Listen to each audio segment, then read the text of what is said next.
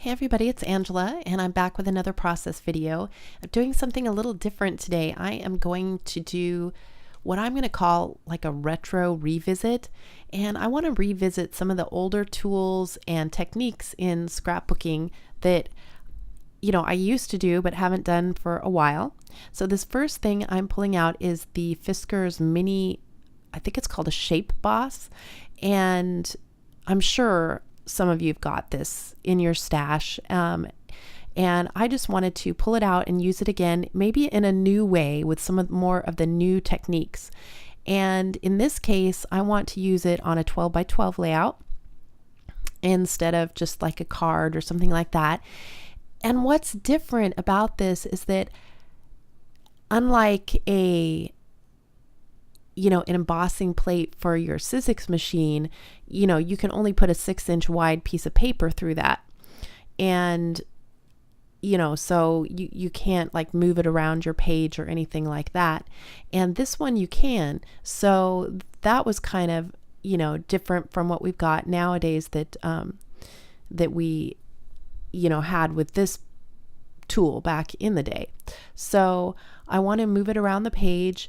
And then, I can kind of create my own scene instead of just having, what's on the plate, embossing plate. I can pick and choose off of this which parts get embossed and which parts don't.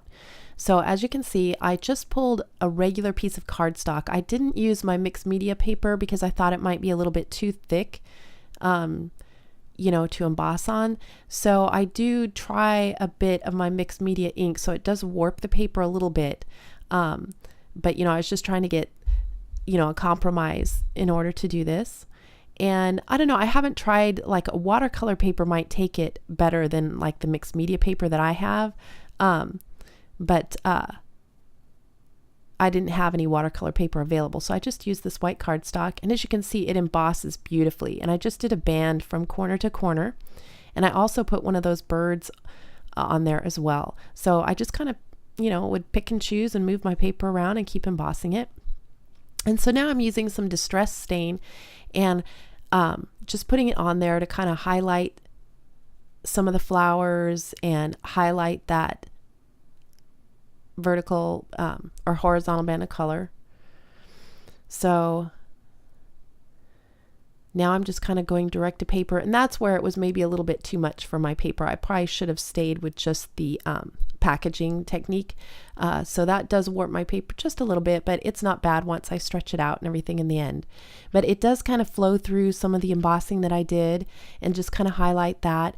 And the embossing isn't going to be like the main focal. It's just another layer, in the background. So I'm really liking that. And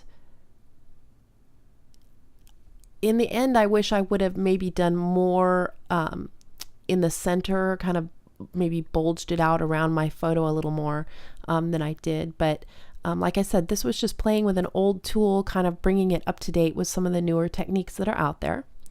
So now I'm going into my stash to see what I want to add to this, and just pulling out a bunch of stuff that's come in, my latest kits, stuff that I've used but maybe haven't used up yet, and some of the newer product, because like I said, I want to take an older tool and mix it with some of the newer product and techniques.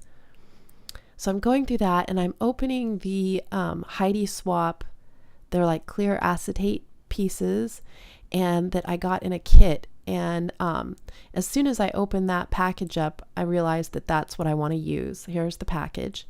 And it doesn't show much on the back. It doesn't show everything that's in there, because once I opened it, I wasn't too impressed with the picture, but once I opened it, it had some really beautiful pieces. So I was pleasantly surprised. And there was lots of these little tiny bits, which I thought would be cool to use, because sometimes, I don't use the tiny stuff. They just kind of get lost in there and not used. So I wanted to make sure that all those little tiny bits, got put to use on a layout. So after I start looking through here, I realized, I just want to use this embellishment pack and just kind of stay in that. So I'm going through and I'm looking for colors that will go with my photo. I'm going to use a baby photo.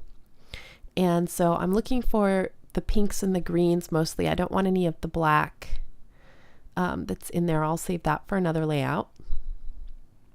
And I love some of the sentiments that are in there. There's pretty, lovely, remember, and stuff like that. So it's perfect types of sentiments.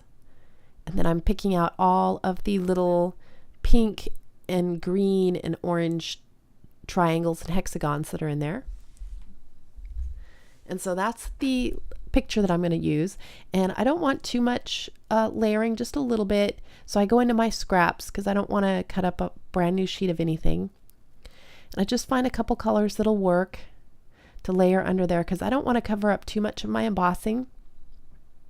And that's what's great about these clear acetate pieces as well. Even though I put them down on there, they're still transparent enough that you can still see the embossing below them if they do cover up any of the embossed flowers. So I just push those to the side while I figure out my photo placement.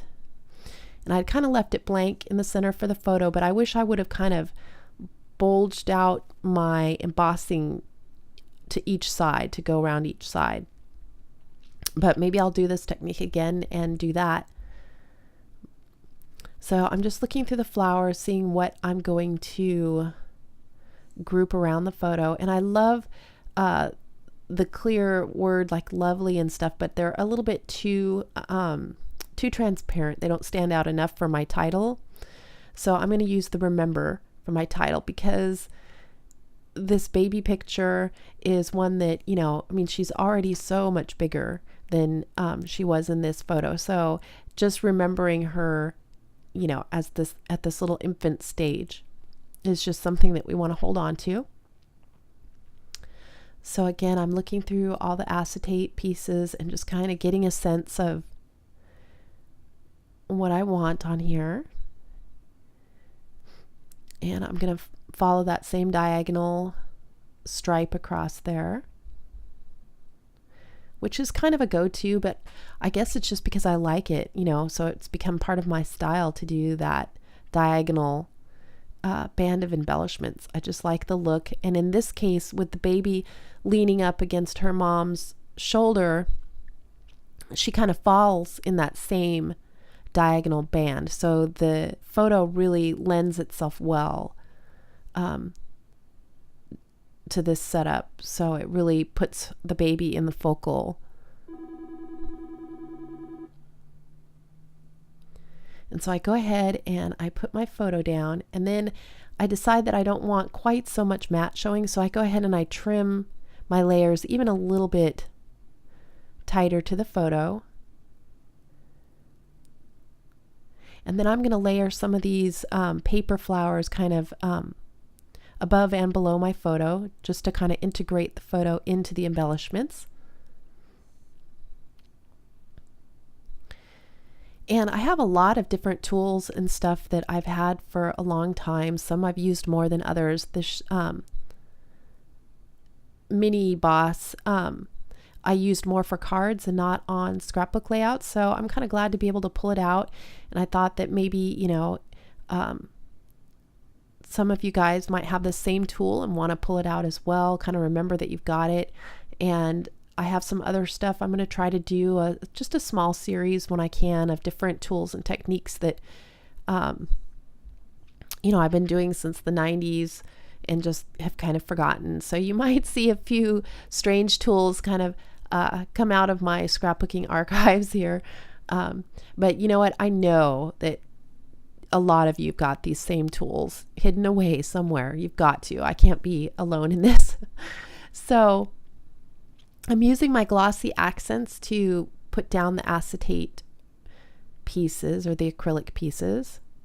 And then I'm just setting an ink bottle or something on there to put a little weight because of the embossing on the paper. It kind of holds them up above the paper a little bit. So I just set something on there so they would have contact while it dried. And I'm putting the glue on. I kind of following the design so that even if the glue shows through, it'll be, you know, in the design of what's on the front. So it'll look like it kind of belongs, if that makes sense. And you'll have to excuse my voice. I am getting over a cold, so I'm sounding a little bit congested these days. So I go ahead and I put the remember on there. and that's going to serve as my title. And then I'm putting some of these little tendrils of like green foliage around there, and then I'm going to put down all the little tiny bits of hexagons and triangles. So I was really glad, you know, that I pulled those out. I'm kind of using them almost like enamel dots to just kind of sprinkle around. And again, just using my glossy accents to put those all down. And they were a little staticky, so it was a little bit hard to work with, but not too bad. Not as bad as sequin. And I love the look of sequin, but they're so frustrating to use.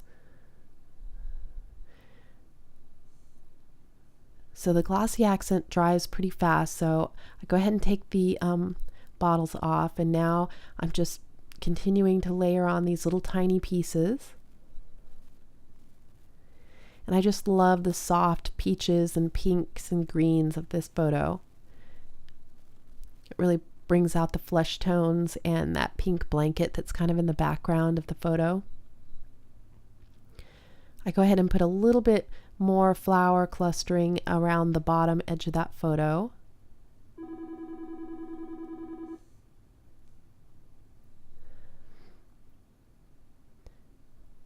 And then I'm getting down there on the flowers that I want to add. And I go ahead and I pick out just all the rest of the little hexagons and triangles that fit in my color scheme, because I figure I might as well just use them all up. The only ones I didn't use were like, I think there was like a black ones in there, so I'll save those to go with the other black embellishments on a page.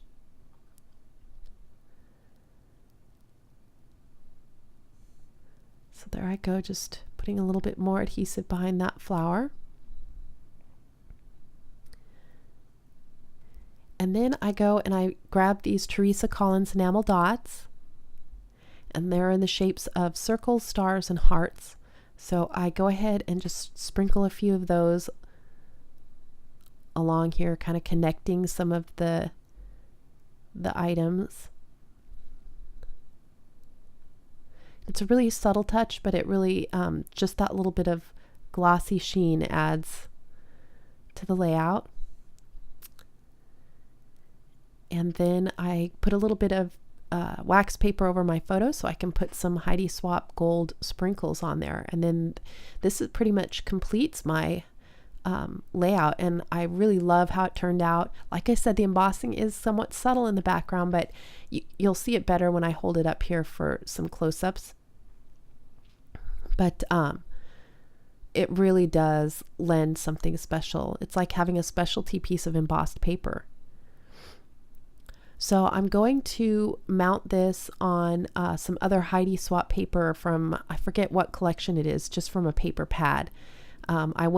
Since my embellishments were Heidi Swapp, I just went to the Heidi Swapp collection to see if they had a coordinating color, because sometimes collections do kind of stick to the same color scheme, and there was a nice floral that I could use for my background. So I'm just using some score tape, which is nice and sticky, and that'll help stretch this back out flat after putting the stress stain on it. And I position it so my dark corners of the ombre floral kind of match with the corners of my embellishment clusters. And I just spread that out on there. So I love that soft little border, kind of frames it in. And then that is my finished layout. So let me show you some close-ups so you can kind of see the embossing, and you can really see it in person better than you can on camera. And you can see it showing up even behind the clear acetate pieces. And then there's the Heidi Swapp sprinkles, and the Heidi Swapp embellishment, more of the embossing. And I just really love the way it turned out. I'm going to try to keep this Mini-Boss on my desk for a while and see if I can't use it in a few more ways, but I'll try to bring some more videos to you guys using some old tools that are in my stash. And so anyhow, I hope you liked this, and if you have any questions or anything, just leave me a comment below. And thanks for watching, guys. Bye.